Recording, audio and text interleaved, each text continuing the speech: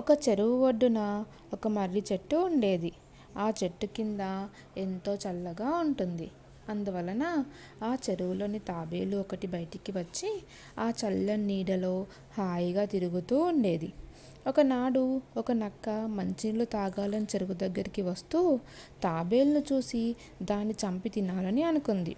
వెంటనే తాబేలు వీపు మీద కాలు పెట్టి నొక్కింది. తాబేలు ప్రమాదం గ్రహించి తలని కాళ్ళని ముడుచుకొని కదలక మెదలక ఉంది. నక్క దాన్ని తినాలని ఎంత ప్రయత్నించినా ఎక్కడా మెత్తటి మాంసం కనబడలేదు. అప్పుడు తాబేలు, నక్క బావా, నీవు ఇట్లా ఎంతసేపు కష్టపడ్డా లాభం లేదు. ఎండ వల్ల నా శరీరం గట్టిపడి టెంకలాగా మారింది. కొద్దిసేపు నీళ్ళలో నాని వస్తే నేను మెత్తబడతాను. అప్పుడు నువ్వు సులభంగా నన్ను చంపి తినవచ్చు అని చెప్పింది. నక్కకు ఆ ఉపాయం నచ్చింది. వెంటనే దాన్ని నీటిలో పెట్టి పారిపోకుండా వీపుపై కాలు పెట్టి నొక్కింది.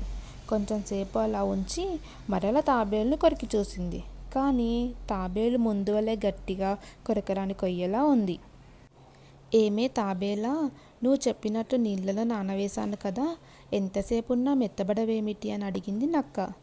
నక్క బావా, నా వీపు మీద కాలు పెట్టి ఉంచావు. భయంతో నేను కొయ్యలా బిగుసుకుపోయాను.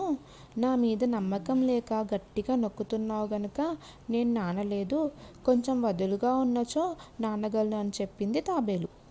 నక్క తాబేలు చెప్పింది నిజమే అనుకొని వీపు మీద కాలు తీసింది. తాబేలు గబగబా నీటి లోపలికి వెళ్ళి కంటికి కనిపించలేదు.